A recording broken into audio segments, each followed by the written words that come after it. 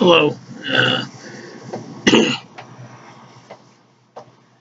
I am creating a video here to discuss some other important issues. Recently, I did one about shootings by cops that assaults on citizens that are unwarranted. Well, part of that, the, the whole part of that is there is a stigma involved in being the victim of someone who is racist, judges someone based upon their race, or judging them on their religion, or judges them upon their abilities, whether it be God given or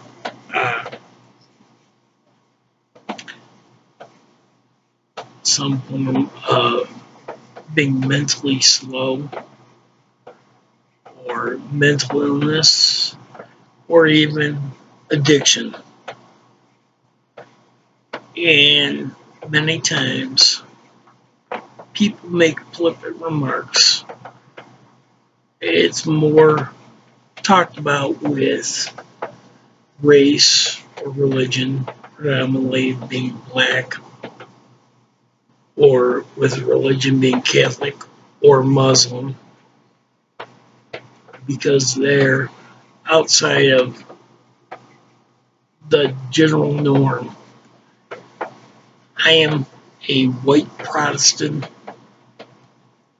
first generation American, proud of my ancestry that goes back to Northern Ireland, but I also know of the bigotry that goes on there with Catholicism and being Protestant. Many people are unaware of the Orange Parades and how they are the cause of many of the conflicts and troubles in Northern Ireland. And that is a big issue and part of the reform Bill Clinton brokered in Northern Ireland. What I believe was centered around that, and because the Orange Parades, basically what would happen. To explain for people who are unaware, everyone wears green on St. Paddy's Day. Green is the color of the Irish flag for Catholics.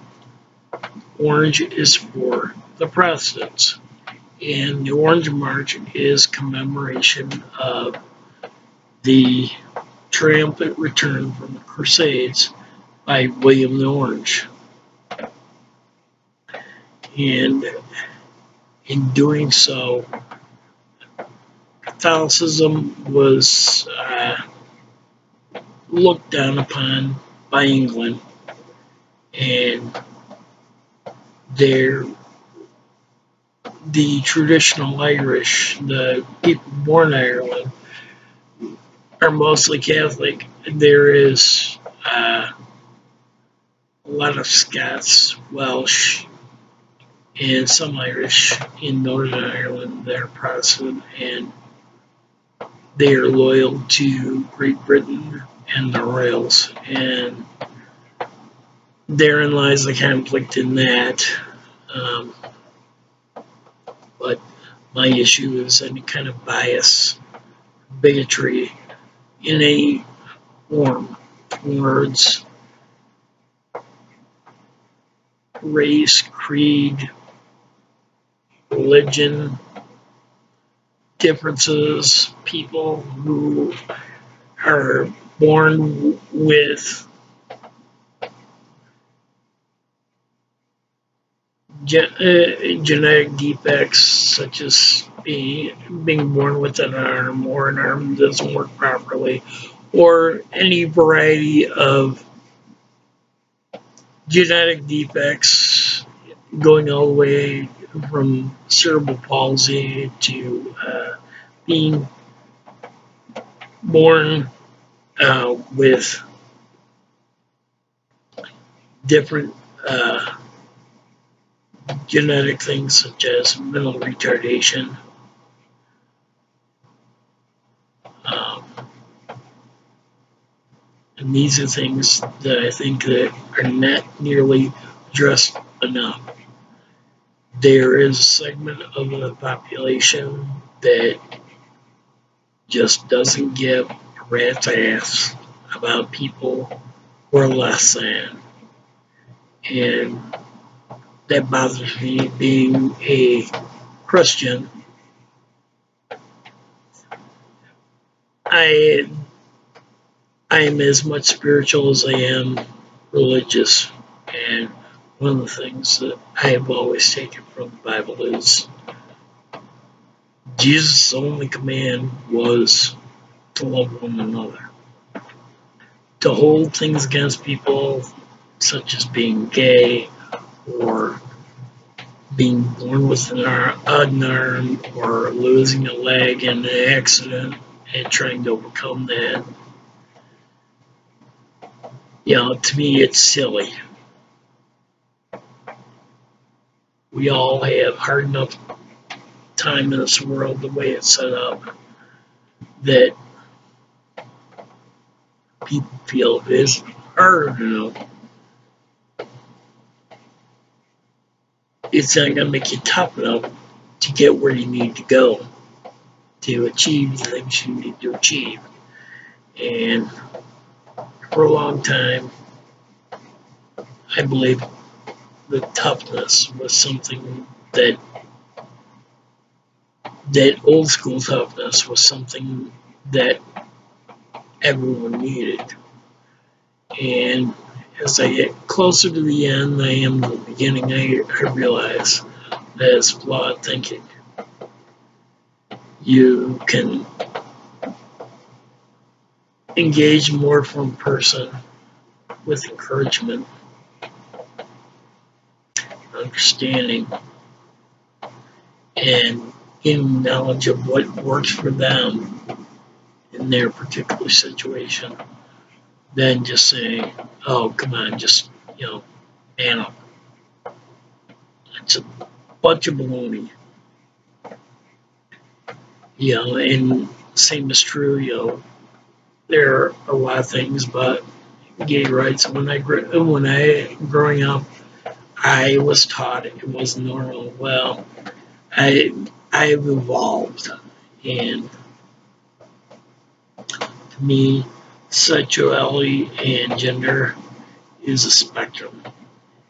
It goes from being fully female to fully male, and genetics gets when man and woman make a child, genetics gets chicken up in a jar, and when it makes a baby, it comes out as time goes on. You never know what kind of urges that person's going to have as far as sexuality and sexual orientation. And to me, the old school views on gay, being bi, which I am not. It's more important for that being, however they identify, to find their tribe. And who am I to make someone else's pursuit of goals and dreams harder? It takes me away from the focus of the things I want to do, things I want to achieve. Just because somebody is going after something different, that doesn't mean it's going to screw up anything for me. What's going to screw things up for me is what I do, how I behave, how I treat people. Same is true with addiction and mental illness. No one is born wanting to be an addict. Addicts that have babies, to me, it's just wrong, you know, to chastise someone who gets pregnant during an addiction. What's done is done, but the life that comes from it is compromised. And that's not right. It's not fair. Life is never fair. And hopefully, with love and understanding, that child can find a place in this world.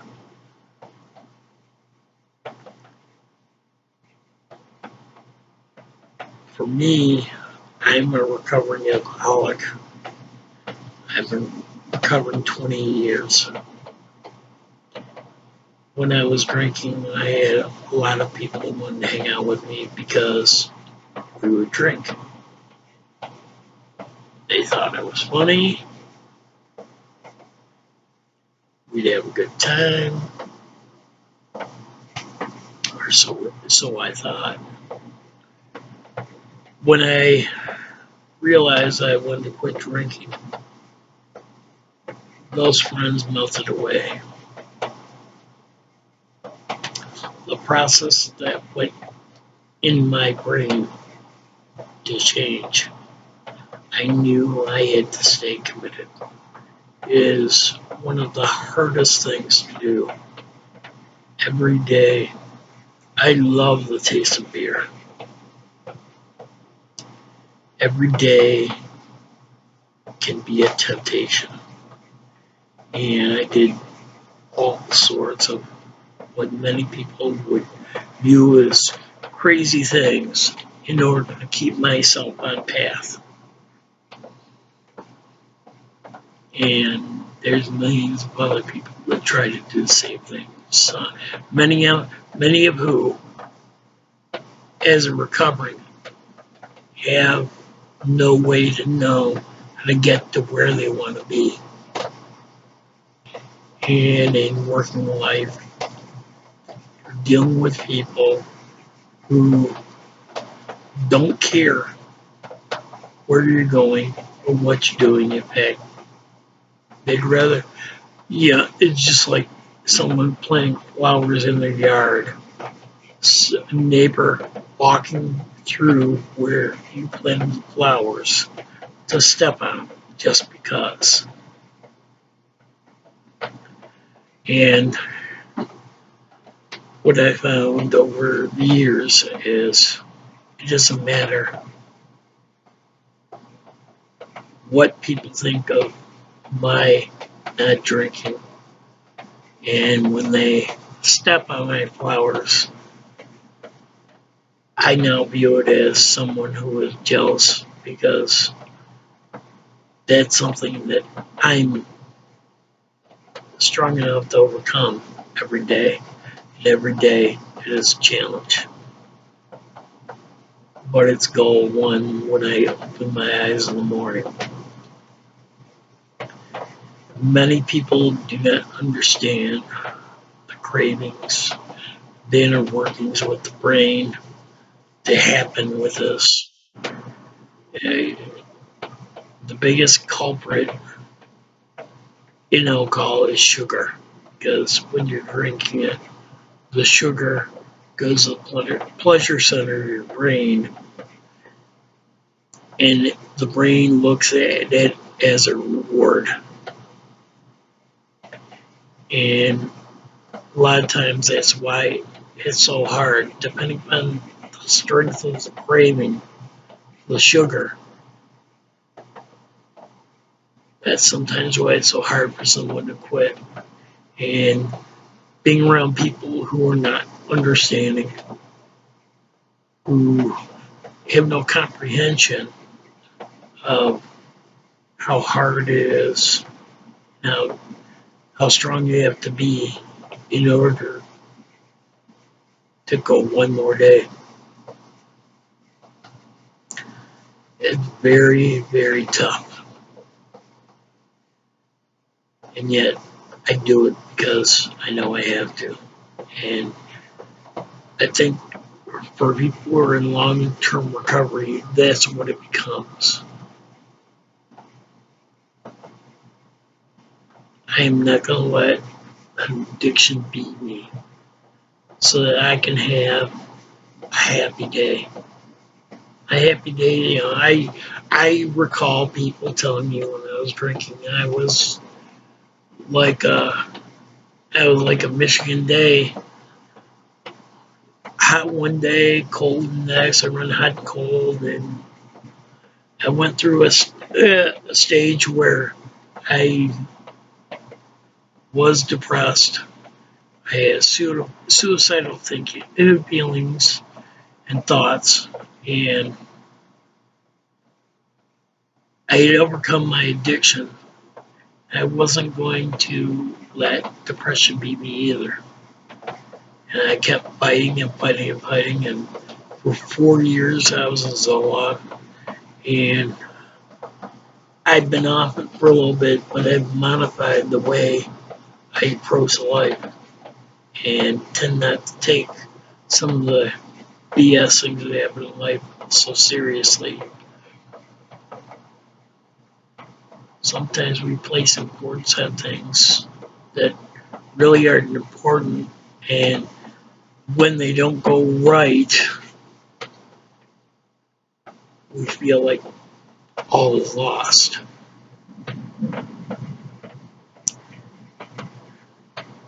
I have one phrase for myself, and I think I kind of always had it, but it got reaffirmed when Jim Valvano did his famous speech in 1993. Don't give up, don't ever give up. And when you have a dream, you don't give up. You find a way. And that's the way it's been like a giant maze for me to get from where I was at 7 years old, losing my dad, becoming an alcoholic, not having any idea how to run my life, getting into recovery, being happy for many years, and then dealing with depression and just bearing back down and doing what I have to do. And there are moments that it's hard. I'm not gonna lie, but I know that if I keep fighting, I still got a chance. And bigotry, whether it be with race, religion, addiction,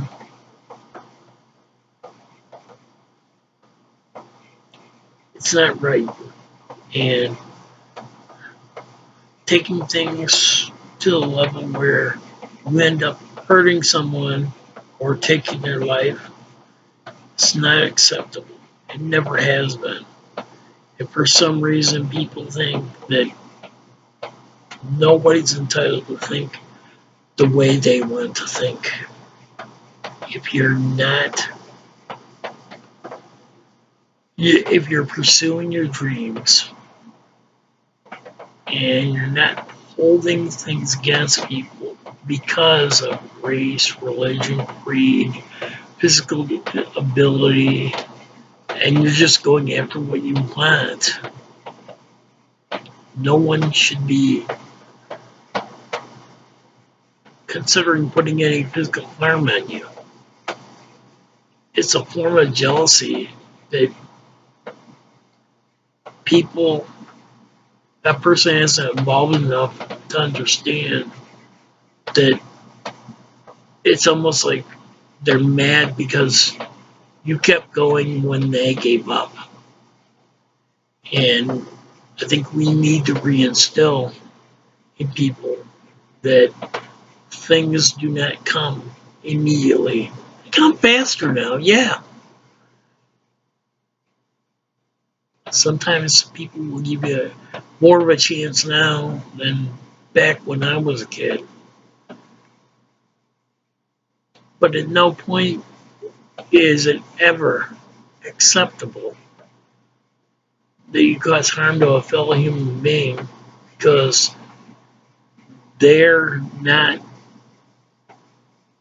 where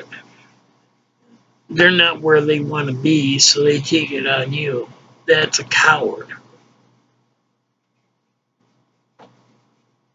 Cowardice to me has never been in the American language. I think people get afraid because they don't know what's coming. Well, one never knows what's coming. All you can do is pursue. And sometimes, in the midst of chasing after one dream, you find another dream that kind of leads the same place. You can't get so fixated on the end goal, think that you can't adapt to something else. Because this world changes. There are things that were here when I was a kid I sorely miss, whether it be a place to go eat or jobs I had or schools I attended. They're no longer, they're either no longer around, no longer what they were, and to have and create something lasting without putting harm upon another human being, I think that's God's gift. And then if you get in doing that, you can also plant seeds for someone else to push them to not give up and pursue the things that they care most about. I think I have come to believe those are the most important things. People may not agree with me, and that's fine because we all have different points of view. You chase after things the way you want to, but, don't damage somebody else in the process of doing so. This is just a thought I wanted to put out there. I don't get much time to talk about these sort of things, but they ramble on in my head, and I had to get it out because I feel like when I say it, it's out there for somebody to hear it. And whether you agree or disagree, it doesn't matter. It's a point of interaction that can make a difference in your life or someone else's life. And that's important. And it may change things as from what they are now into something else that can be more positive. I like making these videos because it allows me to get thoughts that are rambling around in my tiny little brain to share with other people and make people think. If it make you laugh, that's great too. It's sad. It's sad that people die. But we need to honor those that pass on because everyone at some point in their life, I believe, does some good and leaves something for someone else to carry on and do greater things than what you imagine. And hopefully, somewhere along the way, someone will do greater things than me than this stupid video.